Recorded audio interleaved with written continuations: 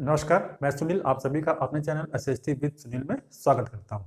आज का अपना टॉपिक होने वाला है मूल निवासियों का विस्थापन या मूल बाशिंदों का विस्थापन। जी हाँ, ब्रिटिश उपनिवेशवाद या यूरोपीय शक्तियों ने जो अपने अपने उपनिवेश स्थापित किए थे, और जहाँ पर ये शक्तियाँ गईं और वहाँ के जो मूल निवासी थे उनके प्रति इनका क्या रवैया था, इसके बारे में हम लोग थोड़ा बहुत आज जानेंगे।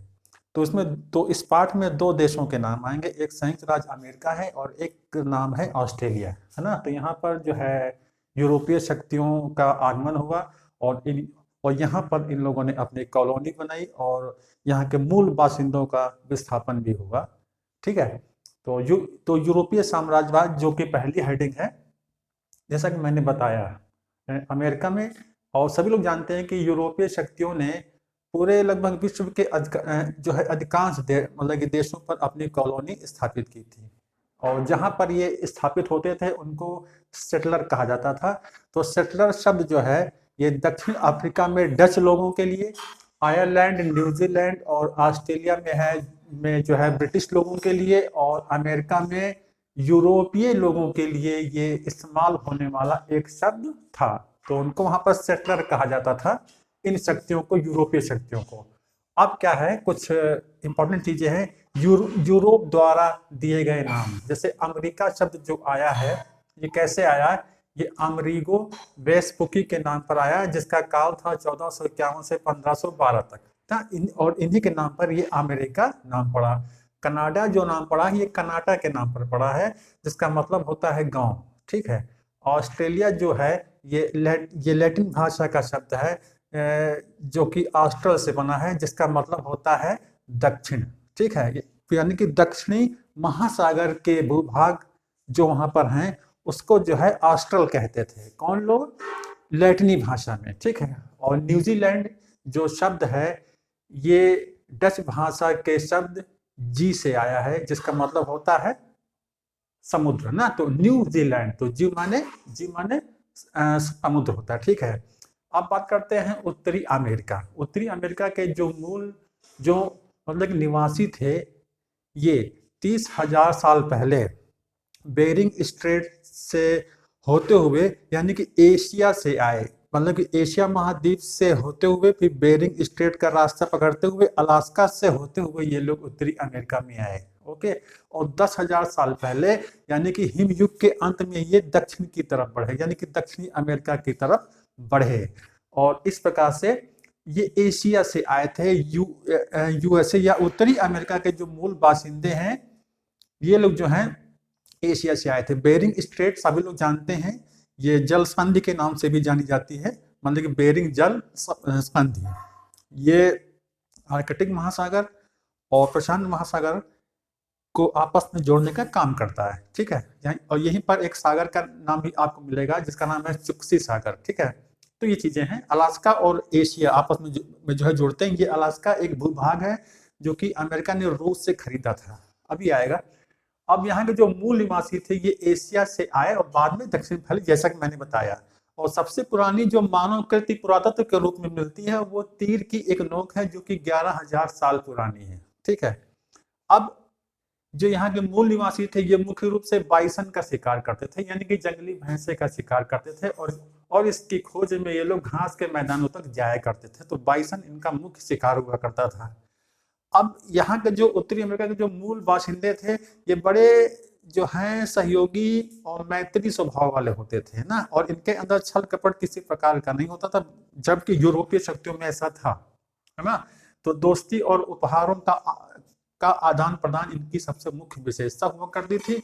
और स्थानीय उत्पादों के बदले में जो यूरोपीय शक्ति वहां पर गई थी, फिर उन लोगों को ये मूल बाशिंदे लोग जो हैं उपहार के रूप में स्थानीय चीजें जो है दिया करते थे। ठीक है। कोई भी उपयोगी चीज, जैसे रोएदार खाल वगैरह हैं, जैसे उदबिलाव खाल, ये लोग उपहार के रूप में ब्रिटिशों को दिया करते थे। और ब्रिटिशों के लिए वो एक बड़ी उपयोगी चीज थी, जिसकी अंतरराष्ट्रीय स्तर पर बड़ी मांग थी, तो उसको लोग बेचा करते थे। तो बड़े पैमाने पर उदबिलावों का शिकार भी हुआ, जिसकी वजह से उत्तरी अमेरिका के मूल बाशिंदे बड़े दुखी भी हुए इस बात से।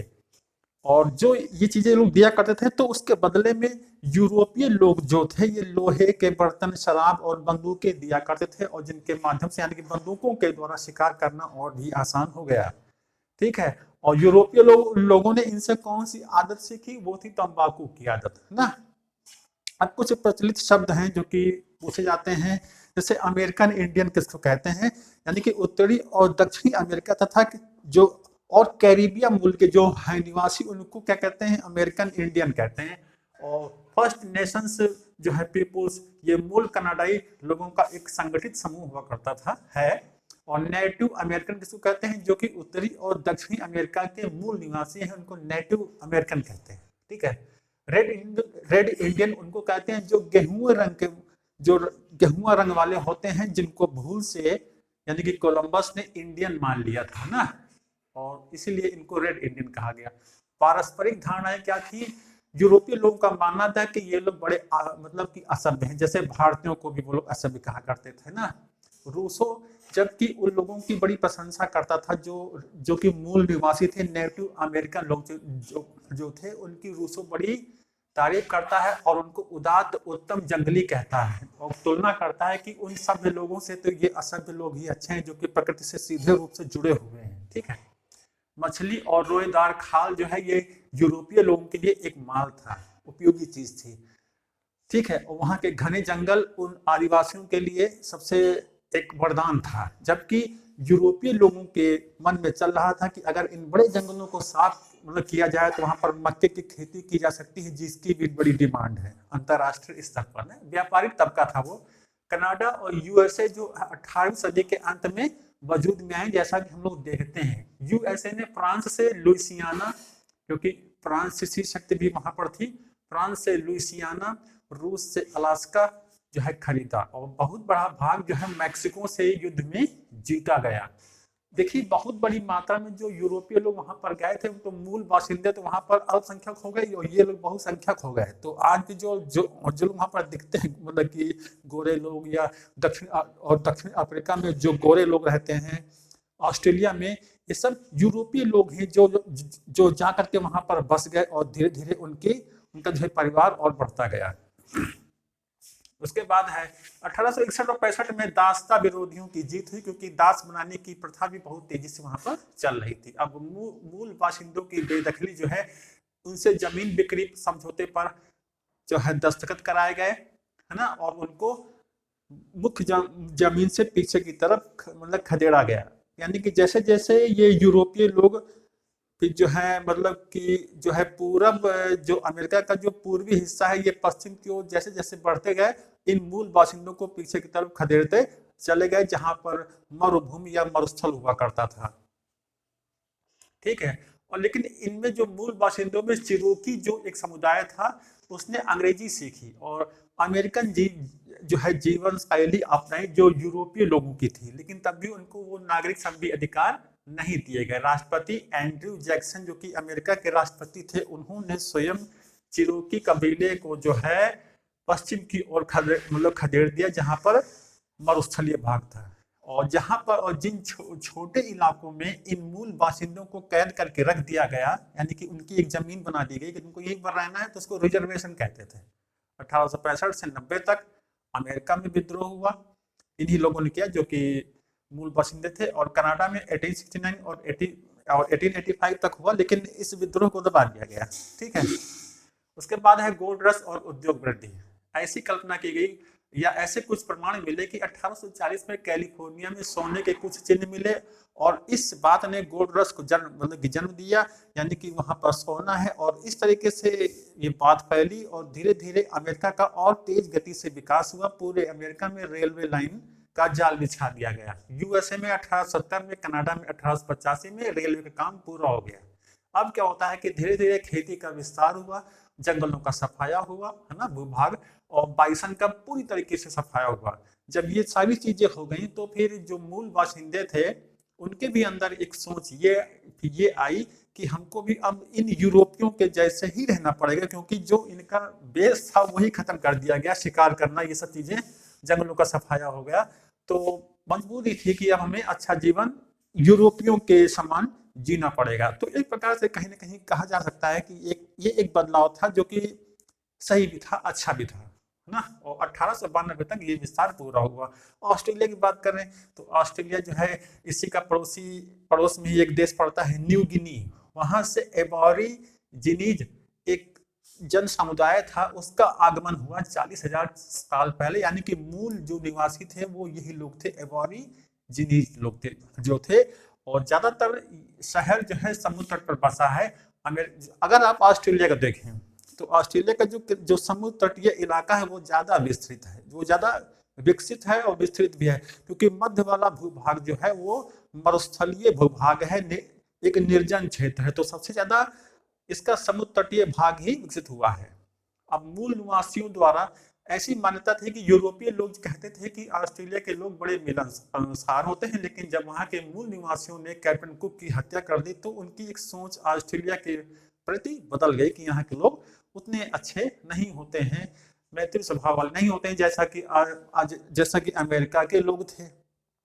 ठीक है।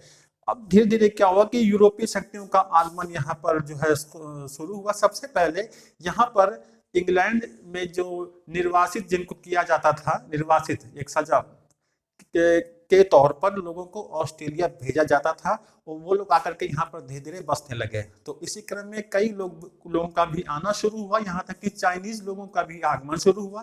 लेकिन कानून बना करके उन एशियाई लोगों का आगमन रोक दिया गया, क्योंकि ये एक प्रतियोगी के तौर पर पैदा हो रहे, मतलब कि एक विकसित हो रहे थे कि ऐसा ना हो कि आने वाले समय में ये चाइनीज लोग हमारे बराबर हो जाएं।